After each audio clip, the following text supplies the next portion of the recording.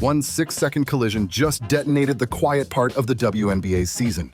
In the final minutes of a routine fever blowout, reserve wing Sophie Cunningham lowered the boom on Connecticut guard J.C. Sheldon.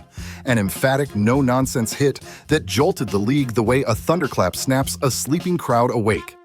Within minutes, the clip was everywhere. ESPN push alerts, TikTok stitches, late-night highlight reels. By sunrise, hashtags like #bodyguard of the W were trending worldwide, and a player many fans barely knew yesterday was suddenly cast as Caitlin Clark's sworn protector. But beneath the slow-mo replays and meme-worthy freeze frames lies a deeper story. One ruthless foul that might have saved a superstar, sparked a fan uprising, and opened a $1 million door for a role player nobody saw coming. Is Sophie Cunningham the shock the WNBA desperately needed, or the powder keg that could blow the whole thing apart? Stick around, because the next whistle may change everything. It began with what looked like a routine swing through the lane, until J.C. Sheldon's fingers raked across Caitlin Clark's eye. Clark staggered, blinking back tears, still dribbling when Marina Mabrey barreled in like a runaway train and blasted her to the floor. The crowd at Gainbridge Fieldhouse gasped, the refs swallowed their whistles, and for one heartbeat, it felt as if the entire WNBA had decided the superstar could fend for herself. Sophie Cunningham wasn't having it. 2 strides, 1 searing glare, and she met Sheldon at half-court with a shoulder that thundered through the arena. Sheldon hit the hardwood. Sophie squared up, taekwondo stance instinctive, daring anyone to try a second cheap shot. In that single violent frame, the league's hierarchy flipped. Caitlin Clark was no longer alone in the crosshairs, and every opponent suddenly had to ask, is it worth the bruise? Social feeds lit up like a pinball machine. Protect the Queen. Bodyguard of the W. Endless slow-mo edits set to booming bass drops. Within 3 hours, the clip cracked 1 million views. By dawn, it was splashed across ESPN tickers, debate panels, and morning radio. Cunningham's follower count exploded.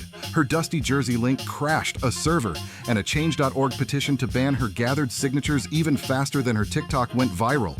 Yet beneath the memes, vines, and hot take hysteria, that collision carried a message louder than any whistle. If officials wouldn't shield the league's biggest draw, someone in a Fever jersey would. But this wasn't just one retaliatory hit. It was the fuse on months of simmering frustration, and the fire was about to spread. Target practice: why everyone keeps hitting Caitlin Clark. The foul that set the internet ablaze wasn't an isolated cheap shot. It was the latest chapter in a season-long game of who can rough up Clark and get away with it. Back in the opener, Chicago's Chennedy Carter hip-checked her into the stanchion. Carter later brushed it off as just letting her know I'm here. A week later, Angel Reese sent Clark sprawling on a rebound, sparking a firestorm that spilled from sports talk shows to Congresswoman tweets. Fast forward to June 17th, J.C. Sheldon claws at Clark's eye, Marina Mabrey body checks her, and the refs hand out nothing harsher than matching techs. Until public outrage forces the league to upgrade Mabrey's hit to a flagrant 2 the next morning. Frustration isn't limited to Indiana. Even star guard Kelsey Plum broke down after a Sparks loss, blasting officials for letting defenders swing and scratch without consequence. I got cuts on my face, I'm sick of it. Players see one whistle for bruises, another for ticky-tack bumps, and they're over it. But fans looking at TV numbers know the math. When Clark sits, viewership plunges roughly 40%, a million eyeball swing the league can't afford. Add jealous vets, bonus checks tied to social buzz, and a rookie who drains logo threes like layups, and you've got a target the size of a backboard on Clark's jersey. Until the W tightens its whistle, every defender smells an advantage. Hit her early, test the refs, see if they blink. They usually don't. But Indiana's front office did, signing a black belt wing with no fear of fines. Next up, meet the enforcer nobody saw coming. Who is Sophie Cunningham? So, the woman who flattened J.C. Sheldon, where did she come from? Start in Columbia, Missouri, where a 12-year-old Sophie was splitting her afternoons between varsity hoops practice and taekwondo sparring sessions. By 16, she was a second-degree black belt. By 18, she'd kicked extra points for her high school football team just for the thrill of hearing bleachers gasp. Toughness wasn't a label, it was the family trade. At Mizzou, she became the SEC's loudest scorer and proudest trash talker, breaking school records while majoring in make the other team hate you. Phoenix drafted her in 2019, and for 6 seasons, she carved out a reputation as the Mercury's energy spark, diving for loose balls, chirping at All-Stars, and moonlighting as a studio analyst for the Suns when the WNBA calendar went dark. She learned how to dissect defenses on camera and how to steal a segment with a well-timed grin. Yet even with the resume, her 2025 salary barely cracks 6 figures, pocket change next to Caitlin Clark's blockbuster endorsements. So when Indiana traded for her in February, it wasn't headlines, it was a single line in the transactions crawl. Fever acquire veteran wing for future second-rounder. Translation: depth piece, maybe 8th in the rotation. But every roster needs one player willing to bleed for the superstar, and Sophie already had the scars to prove she wouldn't hesitate. Teammates call her the human battery pack. Opponents know her as the voice that never shuts up. Agents, meanwhile, know she's telegenic gold, a ready-made pitch woman who can flip from elbows to eloquence the moment a red light blinks on. All she lacked was a spotlight. That changed the instant her shoulder met Sheldon's sternum. Overnight, the league's most anonymous veteran became the face of fearless loyalty, and the internet couldn't click fast enough. Next up, watch what happens when 500,000 new followers pile into her mentions and her jersey link crashes before breakfast. The 48-hour follower frenzy. The morning after Sophie's shoulder check, her phone looked like a slot machine stuck on 777s. TikTok blew past 500,000 new followers, 530K and climbing, catapulting her from mid-tier role player to the W's most added athlete in a single news cycle. Fans raced from "Who is she?" to "Take my money" in hours. Online retailers plastered Sophie number 8 across sold-out banners. Even Clark's own jersey briefly dropped to second place on Fanatics' Fever page. Then came the backlash, because viral fame never travels alone. A Change.org petition demanding the league ban Cunningham cracked 5 figures before lunch, its language dripping with outrage. Sophie's response? A one-click quote tweet. The petition link sitting beside a screenshot of her empty inventory jersey page. No caption needed, just a wink in emoji form. Amaz, Change.org, @com. By sundown, sports talk producers were swapping enforcer supercuts, marketing reps were sliding into DMs, and every Fever opponent suddenly had fresh scouting report ink. If you touch Caitlin, be ready for Sophie. But followers and sold-out merch are only the first tremor. When an overnight star collides with a fan base this loyal, the real earthquake hits in the sponsorship meetings, where 7-figure deals are hatched before the ink on a technical foul is even dry. Next, follow the money trail and see how one viral foul can flip a 6-figure salary into a $1 million brand. Follow the money. In a league where max vets still scrape by on mid-6-figure contracts, Sophie's bank account just found an express lane. On paper, she's a bargain. $100 K salary, 1-year deal, 0 guarantees beyond September. But the second her shoulder met J.C. Sheldon, those numbers became irrelevant because modern sports economics run on attention, and Cunningham's graph just went vertical. Merch first, always. Fanatics listed her number 8 Fever jersey as most popular within 12 hours, eclipsing even Caitlin Clark's white-hot rookie top. And the site flashed "sold out" by dinner. 1,000 customized replicas at roughly $140 a pop equals 6 figures of gross revenue before she's even iced her shoulder. Followers next. TikTok added more than 500,000 users to her feed in 24 hours. Instagram nearly doubled. Social media marketers price an engaged WNBA micro-celebrity at roughly $5,000 per follower per year in sponsored content. Do the math, and Sophie's new reach pencils out to a potential $3 pipeline. Dense brands are circling. She's already on corporate radar. American Express featured her in its All-Star Fan Fest activation last season, proof that blue-chip sponsors value her camera-ready banter as much as her bruises. SportsBusinessJournal.com. Energy drinks, combat sport fitness apps, even a protective gear startup have reportedly inquired. Per league agent chatter, local beat writers have picked up. Offers land fastest on viral weeks like this one. Agents call it heat window money, and Sophie's window is scorching. Why it scales? Caitlin Clark's fan army doesn't just watch, they reward loyalty. Kate Martin's three-point rookie averaged less than 3 PPG last year, yet outsold the reigning MVP in jerseys simply because she shared an Iowa locker room with Clark. Sophie didn't share a dorm. She took a bullet. That's a lifetime punch card for every Clark believer with a debit card.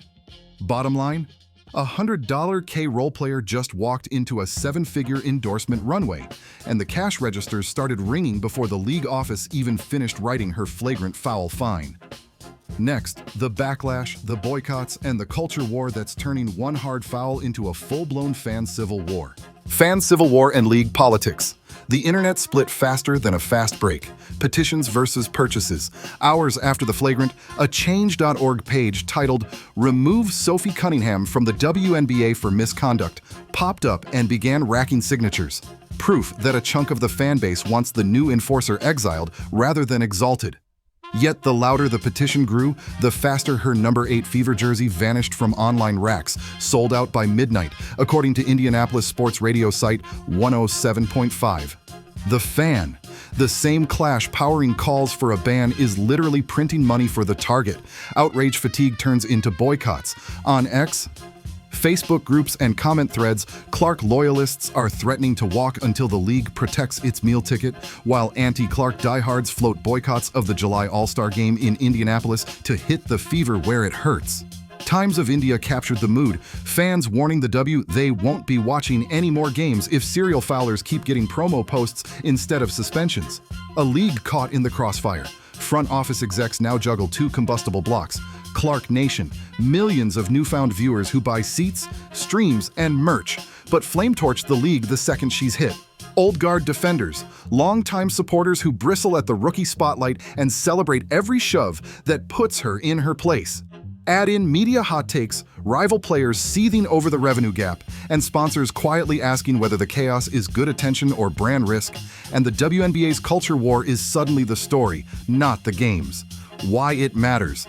Every hard foul now doubles as a referendum on the league's future. Protect the star and risk claims of favoritism, or let the bodies hit the floor and watch the new fans bail. Sophie's shoulder didn't just start a scuffle, it exposed the fault line the W will have to navigate all season long. Next, with the stakes sky high, see how Cunningham's presence on the court is already rewriting Indiana's game plan and the opposition's scouting reports. Season reboot, the Cunningham effect. Overnight, the Fever's vibe flipped from fragile to ferocious. The 88-71 thrashing of Connecticut not only pushed Indiana to 6-5, it locked up a surprise berth in the Commissioner's Cup final, something nobody predicted back in May. No suspension, no problem. The league fined Sophie for the flagrant but let her suit up, a green light that felt like league-wide notice. The bodyguard is still on patrol. ESPN.com. Inside the locker room, head coach Stephanie White all but dared refs to regain control. "Everybody's getting better, except the officials," she snapped, promising her team would handle its own business until whistles catch up. The players ate it up. Practices the next morning buzzed like playoff prep instead of a mid-June walkthrough. National analysts suddenly echoed what Indiana's film junkies whispered all spring. Cunningham is the Fever's Swiss Army X-Factor, spacing the floor, baiting turnovers, and now scaring off cheap shot artists. Opponents are recalibrating in real time. The expansion Golden State Valkyries, Indiana's next stop, spent their entire pregame media session dissecting how physical it might get and how quickly they'll have to adapt to early whistles. sfchronicle.com. Translation: think twice before hacking Clark. A 6-foot black belt is lurking on the help side. Add it up, and you get a brand new scouting report across the league. Touch Clark, pay a tax. Sophie's fine is cheaper than your dunk contest ratings dip. Indiana believes again because bruises heal, but an enforcer's aura lingers. Next whistle? It might decide whether this momentum becomes a full-blown Fever takeover or the spark that forces a league-wide rules reset. What happens when the enforcer gets endorsed? From the instant Sophie's shoulder made the highlight reels, marketers smelled opportunity. On the court, she's the bruise dealer. On camera, she's a natural host. Rare overlap that brands crave. Within a day, her Fever jersey vanished from Fanatics warehouse, leapfrogging every other player item on the site. 10/75thefan.com. The same 24-hour window saw her TikTok following rocket past 500,000 new accounts, a metric social commerce agencies value at high 6 to low 7 figures in annual promo potential. That upside looks even starker next to her $100,000 salary, league minimum for a 6-year vet. Brand scouts are already whispering, an energy drink collab playing off her human battery pack nickname, a self-defense app leveraging her taekwondo lore, a protective gear line riffing on the new bodyguard of the W moniker. Industry sites tracking women's sports deals list Cunningham as the fastest rising endorsement prospect of 2025, citing her dual skill set, toughness and televised charm. For proof that loyalty converts to cash, look no further than Kate Martin, Clark's college running mate, whose three-point average didn't stop her jersey from outselling the league MVP last season. Instagram.com. If Clark Nation will shell out for a role player who shares her huddle, imagine the flood when that teammate literally steps in front of a punch. Yet every ad shoot doubles as a league headache. Promote Sophie and critics scream glorifying violence, sideline her, and risk alienating the rookie-driven audience paying the bills. The W now walks a wire. Exploit the viral surge without endorsing the shove that sparked it. And the biggest question still hangs over the next hard foul. Does the WNBA lean into its newest anti-hero or muzzle her right when the cash registers start ringing? Next up, our closing chapter, how one golden flagrant might rewrite the league's future, for better or blowtorch worse. The girl with the golden flagrant, one shoulder, 6 seconds, infinite ripple. Sophie Cunningham's crunching foul didn't just safeguard a superstar. It detonated a chain reaction that rewired the Fever's mindset, split the WNBA's fan base down a fault line, and shoved a journeyman into $1 million spotlight. Every merch receipt, every angry petition signature, every panicked scouting report edit tells the same story. Attention is currency, and Cunningham just printed a fresh stack. Now the league stands at a crossroads. Double down on the rookie who moves ratings and the bodyguard who keeps her upright and risk claims of favoritism, or let the hits continue and watch the new audience drift, convinced their hero was hung out to dry. Either way, the next whistle carries more weight than any inbound pass. It will signal whether the WNBA is ready to harness its budding Wild West energy or stamp it out before it can mint more renegade icons. Because if one viral flagrant can flip salaries, shift culture, and force front office soul-searching in 48 hours, imagine what the sequel might do.